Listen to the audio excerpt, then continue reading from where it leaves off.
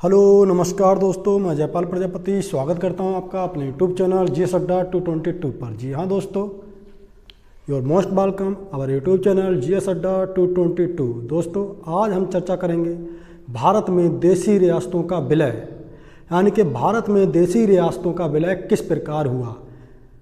स्वतंत्रता प्राप्ति के पूर्व कुल कितनी देसी रियासत थी, स्वतंत्रता प्राप्ति के बाद में कुल कितनी देसी रियासत थी, और कौन सी ऐसी देसी रियासत थी जिनका भारत में विलय नहीं हुआ था, यानी कि जो नहीं चाहती थी कि हम भारत में रहें, वो ये चाहती थी देसी रियासत कि हमारा भी एक स्वतंत्र देश हो पाकिस्तान की तरह। जी हाँ दोस्तों, आज हम उस पर डिटेल वाइज चर्चा करेंगे। आइए दोस्तों चर्चा करते हैं। अब माय डियर स्टूडेंट, भारत में देसी रियासतों का विलय या भारत में देसी राज्यों का विलय, भारत में देसी रियासतों का विलय या भारत में देसी राज्यों का विलय। दोस्तों स्वतंत्रता प्राप्ति से पूर्व भारतीय राज्य क्षेत्र दो वर्गों में विभाजित था। डियर आपको पता होना चाहिए, स्वतंत्रता प्राप्ति से पहले before freedom India there are two parts, यानी कि हमारा भारत देश दो भागों में विभाजित था स्वतंत्रता प्राप्ति के पहले। वो कौन कौन से दो क्षेत्र थे, कौन कौन से दो भाग थे? पहला माय डियर स्टूडेंट ब्रिटिश प्रांत थे, 9 प्रांत, 9 राज्य ऐसे थे जिस पर ब्रिटिश सरकार का आधिपत्य था, यानी कि ब्रिटिश सरकार का शासन था। 9 प्रांत ऐसे थे। देसी रियासत, स्वतंत्रता प्राप्ति के पूर्व कुल कितनी देसी रियासत थी माय डियर स्टूडेंट? 600 थी। स्वतंत्रता प्राप्ति के पूर्व हमारे भारत में कितनी देसी रियासत थी? 600, यानी कि 600। और ब्रिटिश प्रांत कितने थे? 9। जहाँ पर ब्रिटिश सरकार का शासन था वो 9 प्रांत थे, और जो देसी रियासत थी यानी कि जो भारत के राजा ही शासन कर रहे थे और वो भी अंग्रेजों की गुलाम होकर। देसी रियासत कितनी थी? 600 थी, जहाँ पर भारतीय राजा शासन कर रहे थे। दोस्तों हुआ क्या, 600 भारत एवं पाकिस्तान बंटवारा के बाद, यानी कि after partition between India and पाक, यानी कि भारत पाक बंटवारा के बाद,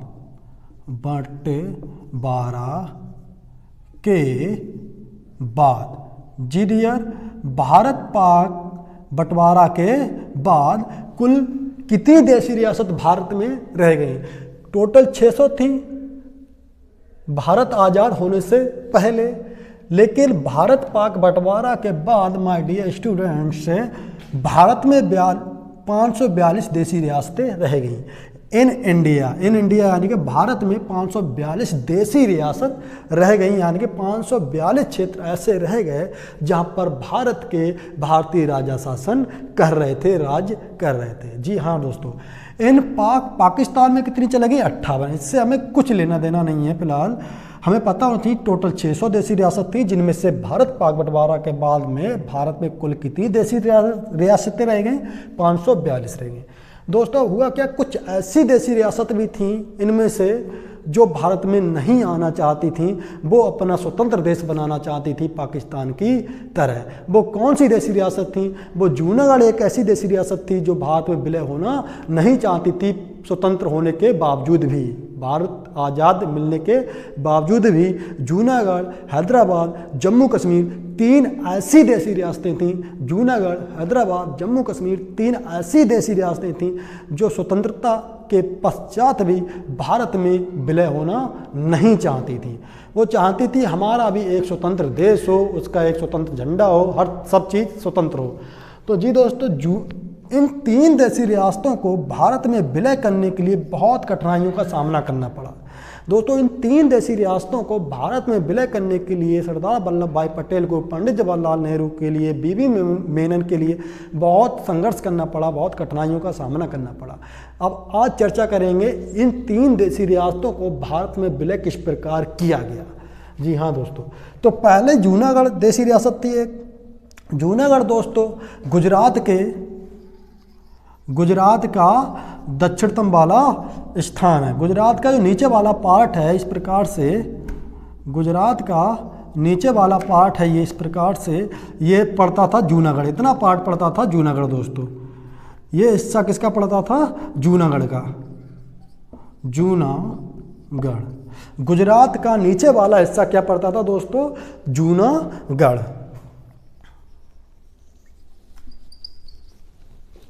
जूनागढ़।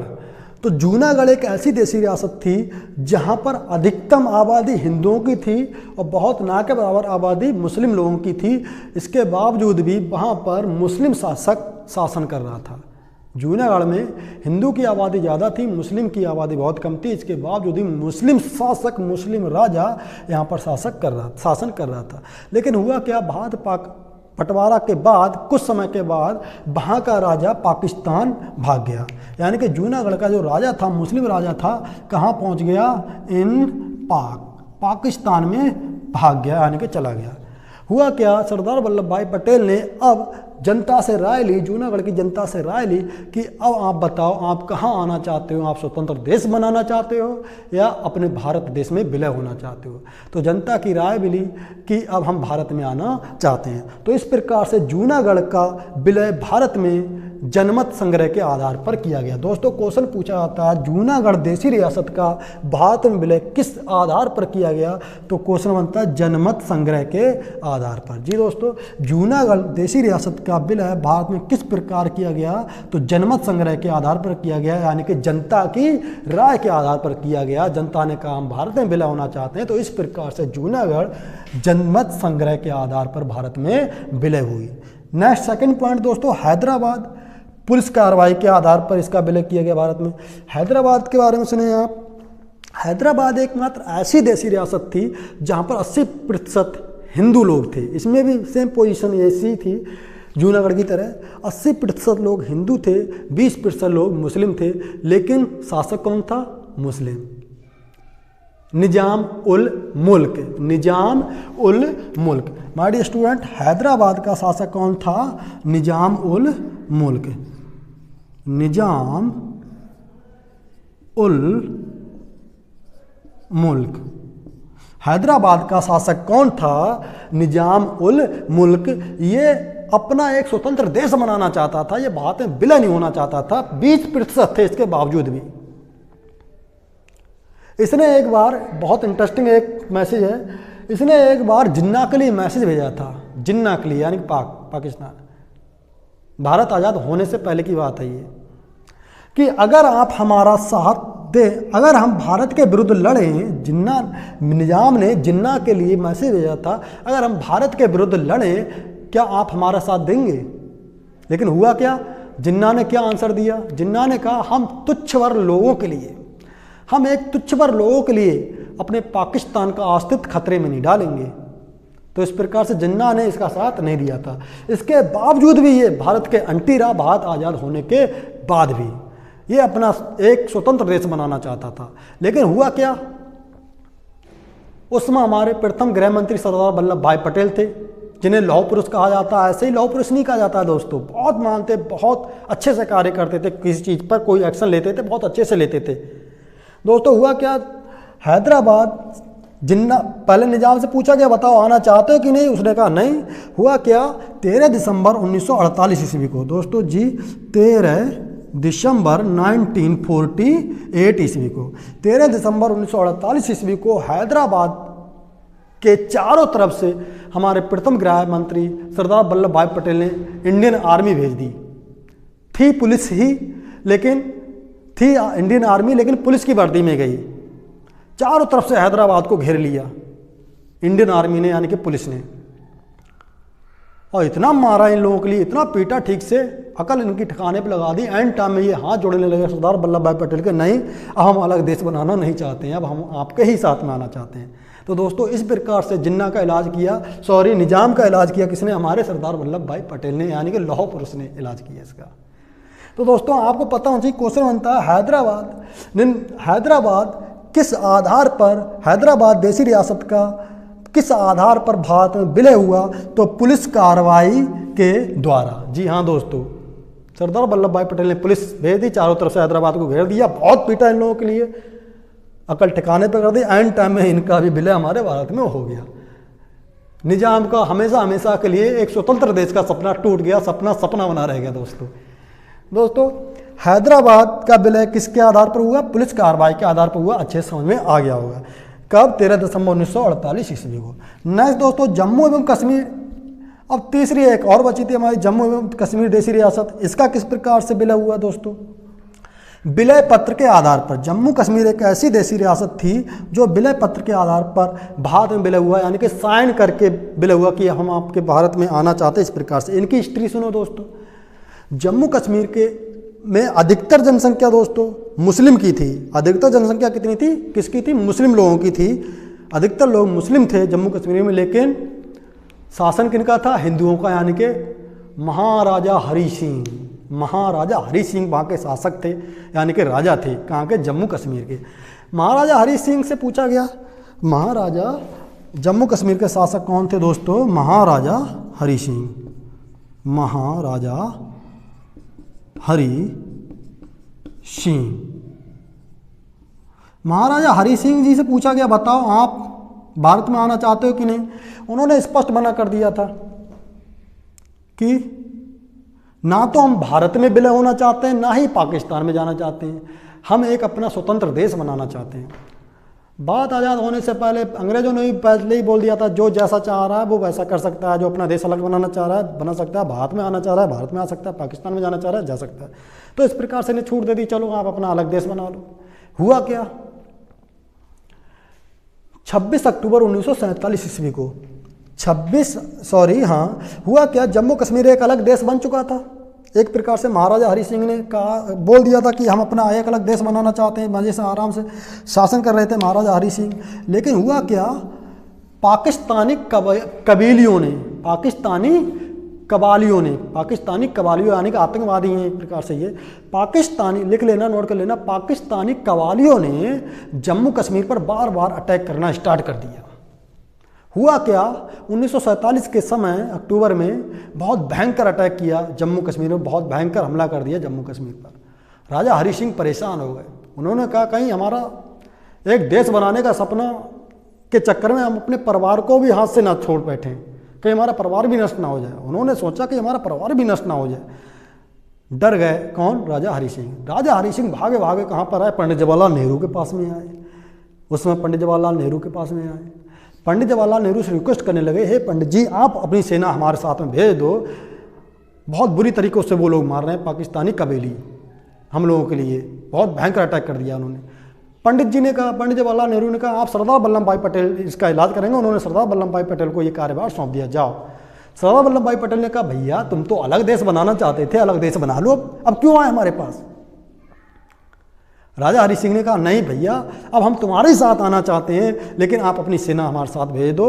बहुत भयंकर हमला उन लोगों ने कर दिया है, पाकिस्तानी कबीलियों ने। फिर सरदार वल्लभ भाई पटेल ने कहा, कंडीशन है, कंडीशन एक है, हम भेज देंगे अपनी सेना, लेकिन कंडीशन है आप हमारे देश में विलय हों। आप एक सादा पेज पर, कोरे पेज पर लिखें कि अब हम भारत में विलय होना चाहते हैं और अपने साइन भी करें। भाई साहब एग्री थे राजा हरि सिंह ने एक सादा पेज पर लिखा, अब हम भारत में विलय होना चाहते हैं, अब हम भारत में विलय हो गए हैं, और अपने साइन भी कर दिए। तो इस प्रकार से सरदार वल्लभ भाई पटेल ने उसका विलय किया जम्मू कश्मीर का भारत में। तब अपनी सेना भेज दी कहाँ? जम्मू कश्मीर में।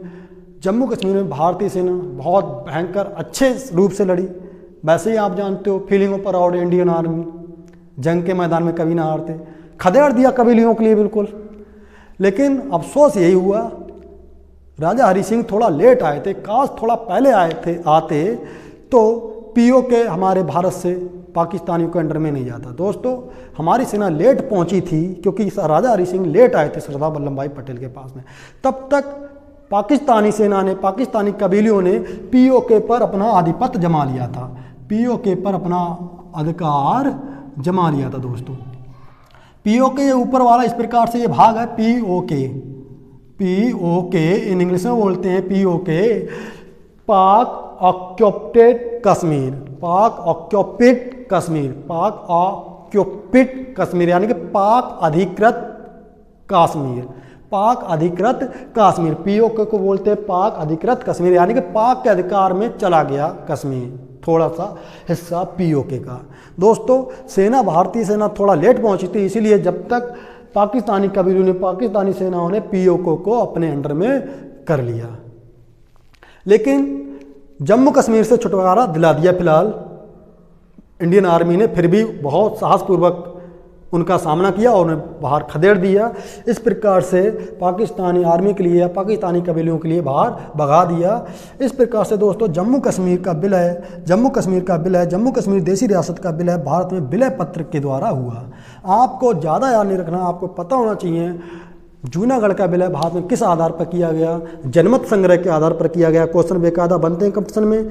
हैदराबाद का विलय किस प्रकार किया गया भारत में, हैदराबाद का विलय पुलिस कार्यवाही के द्वारा किया गया, पुलिस कार्यवाही के द्वारा किया गया, पुलिस कार्यवाही के द्वारा किया गया, पुलिस कार्यवाही लिखा हुआ है न। जम्मू कश्मीर का विलय भारत में किस प्रकार किया गया, जम्मू कश्मीर का विलय भारत में विलय पत्र के द्वारा किया गया। ओके, उम्मीद करते हैं आपको ये चीज़ अच्छे समझ में आ रही होगी। दोस्तों राज्यों के एकीकरण में महान योगदान किसका था, राज्यों के एकीकरण में महान योगदान किसका था, यानी कि राज्यों को विलय करने में महान योगदान किनका रहा दोस्तों।